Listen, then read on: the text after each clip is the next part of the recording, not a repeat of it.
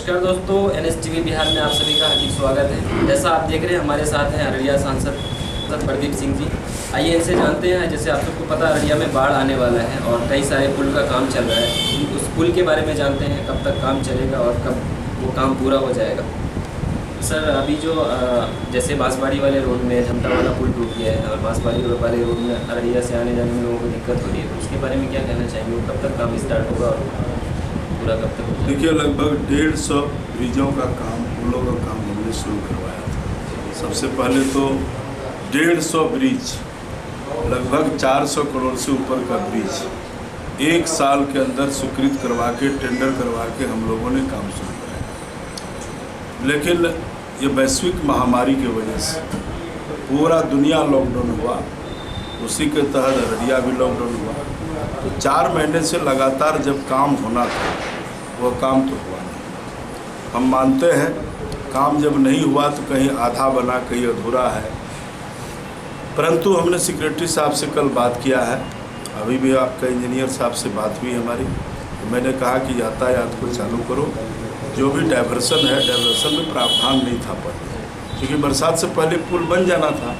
तो महामारी की वजह से नहीं बना, तो लोगों को खवासपुर से फारबिसगंज, खवासपुर से अररिया, खवासपुर से मुरौला, जो भी रोड है, तो सरकार का आदेश हो गया है और आज से लग गया है। लोग आप जाएंगे तो पता चलेगा।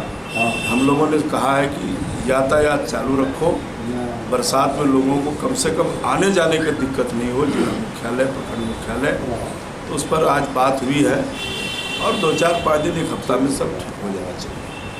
सर, ये जो झमटा का पुल है, इस वजह से हर साल लोगों को बहुत ज़्यादा परेशानी हो रही है, आने जाने में दिक्कत होती है। तो क्या ये पुल अभी बन रहा है या फिर अभी प्रोसेस इसका लंबा है? झमटा परमान नदी में जो पुल जी है, 28 को टेंडर है, आप लोग देख लीजिएगा।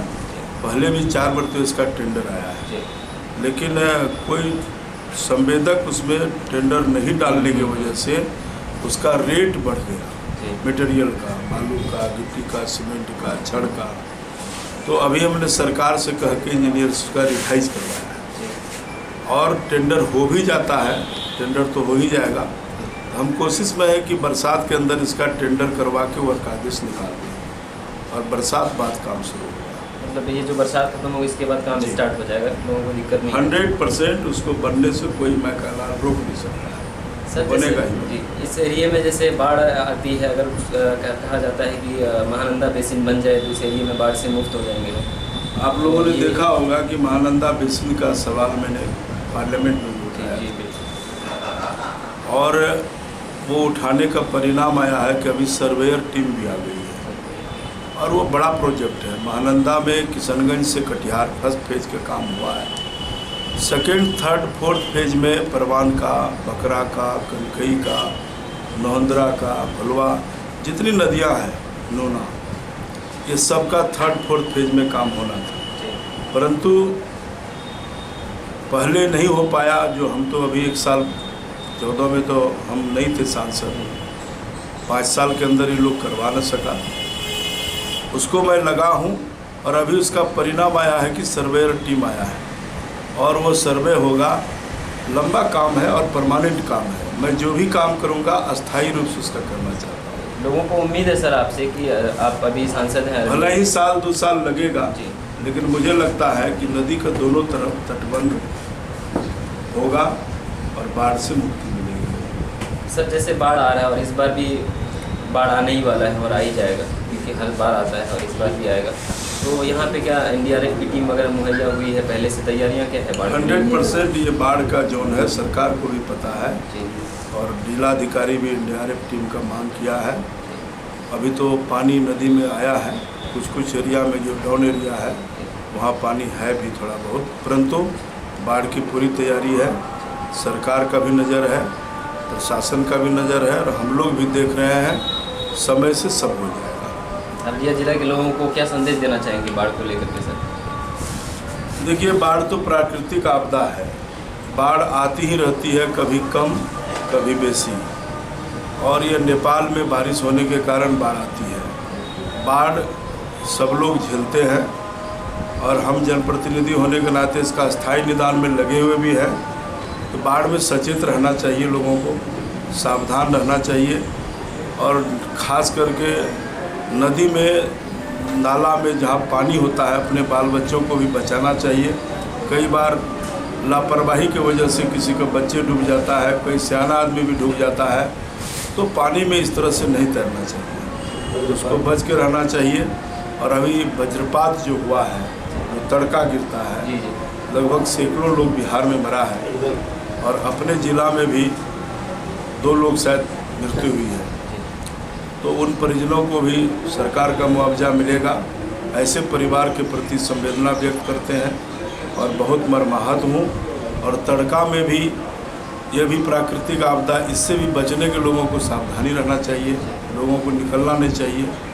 इसलिए लापरवाही, ये तड़का गिरने से कोई रोक नहीं सकता है, लेकिन लोगों को चाहिए कि इससे बचने के लिए परहेज करना चाहिए, सावधानी बरतना चाहिए, यह काम लोगों को करना चाहिए। सर, अभी लोगों को डर है, जैसे अभी हम फील्ड में घूम रहे थे तो लोगों को डर है कि अभी इंडिया और नेपाल का कुछ अनशन चल रहा है, मन चल रहा है, उसकी वजह से बांध का काम रोक दिया गया है। तो लोगों में ये डर है कि पानी बहुत ज़्यादा आ रहा है, तो उसकी वजह से क्या कहना चाहेंगे? ऐसा नहीं है, लोगों को डरने की ज़रूरत नहीं है।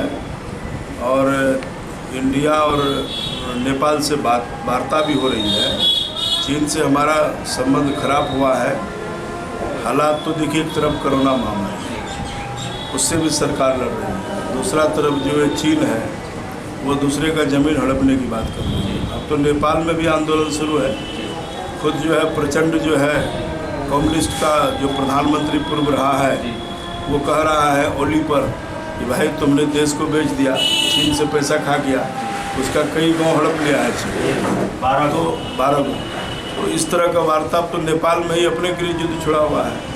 ये सब चलेगा नहीं। और भारत से हमारा संबंध रोटी और बेटी का है, खून का रिश्ता है नेपाल से, वो टूट नहीं सकता है। सरकारें कोई तोड़ ले, लेकिन यहाँ की बच्ची की शादी वहाँ हुआ है, वहाँ की लड़की की शादी इंडिया में है, क्या इस संबंध को तोड़ सकता है? इसलिए वो संबंध सरकार का भी बस की बात नहीं है नेपाल का, वो संबंध तोड़ लेगा। संबंध तोड़ लेगा तो उसका देश टूटेगा। सर, ये हो नहीं सकता। अभी प्रधानमंत्री जी ने एक गरीब कल्याण रोजगार योजना का अभी बिहार में स्टार्ट किया है उन्होंने, अभी कुछ दिनों पहले। अररिया में भी बहुत सारे अपने प्रवासी मजदूर आए हुए हैं सर, इसके बारे में, रोजगार के बारे में अभी भी लोग अभी जस्ट कुछ दिन पहले गए तो आप पता कर लीजिए, सारे गरीब का जितना प्रवासी मजदूर का सबका राशन कार्ड ये बन रहा है सूची। अभी जिला अधिकारी उस काम में लगे हुए हैं। और महामारी में भी लगभग 50,000 प्रवासी जो हमारे मजदूर भाई थे, उनको अररिया जिला से 50,000 मजदूर को हज़ार रुपया गया है। हमने इसका आंकड़ा लिया है, लगभग 50। और अब जो छूटा हुआ वो भी रजिस्ट्रेशन करवा रहा है, ज़ोर शोर से चल रहा है। और सरकार संक्रमण के घड़ी में हमारे माननीय प्रधानमंत्री ने जो कर दिखाया है, 3 महीने तक लोगों को चावल और दाल फ्री दिया है, खाते में पैसा दिया है। अगर वह खाता नहीं खुलवाता तो आज कैसे महामारी में पैसा मिलता? एक एक गरीब को जनधन खाते में पैसा आया है, 4,000 रुपया नीचा और ऊपर जो है 10,000 रुपया तक एक एक आदमी का आया है। चाहे वो वृद्धा पेंशन हो, विकलांग पेंशन हो या विधवा पेंशन हो, अग्रिम पैसा आया है। माँ बहनों को गैस सिलेंडर का पैसा आया है। अभी 3 महीना तक था कि चावल दाल फ्री देंगे, लेकिन अब ये बढ़ा करके और 3 महीना तक दिया, यानी सितंबर तक। आप जानिए कि सरकार कितना संवेदनशील सरकार है कि इतना बड़ा महामारी में 6-6 महीना देश को सरकार खिला रहा है और इनकम बंद हो गया। इसलिए जनता के प्रति हमारे प्रधानमंत्री जी समर्पित भाव से देश का जनता का ख्याल रखा है। भगवान उसको स्वस्थ रखे। और प्रधानमंत्री की वजह से आज चीन में जो हालात है बॉर्डर में, आज बराबरी की बात हो रही है। वहाँ भी 45,000 50,000 सेना भारत लगा दिया है। और नरेंद्र मोदी का डिप्लोमेटिक जो दुनिया से अच्छा संबंध बनाया है, आज वह 1962 वाली भारत नहीं है, चीन भी समझ रहा है। इसलिए अगर वो एक गोली ठोकेगा इधर से 100 गोला ठोकने का तैयारी है। यह प्रधानमंत्री का देश है। तो प्रधानमंत्री भी देश का बहुत सेनापति के रूप में काम कर रहे हैं। एक कहावत है कि सेनापति अगर मजबूत रहे, सेना कमज़ोर भी रहे तो जंग जीता जा सकता है। हमारे देश का प्रधानमंत्री जो सेनापति है वह भी मजबूत है और भारत का सेना भी मजबूत है। तो जंग तो जीतबे करेंगे और चीन को भागना पड़ेगा। और नहीं भागेगा तो चीन का टुकड़ा टुकड़ा होगा इस बार, क्योंकि हमारे साथ लगभग 200 देश खड़ा।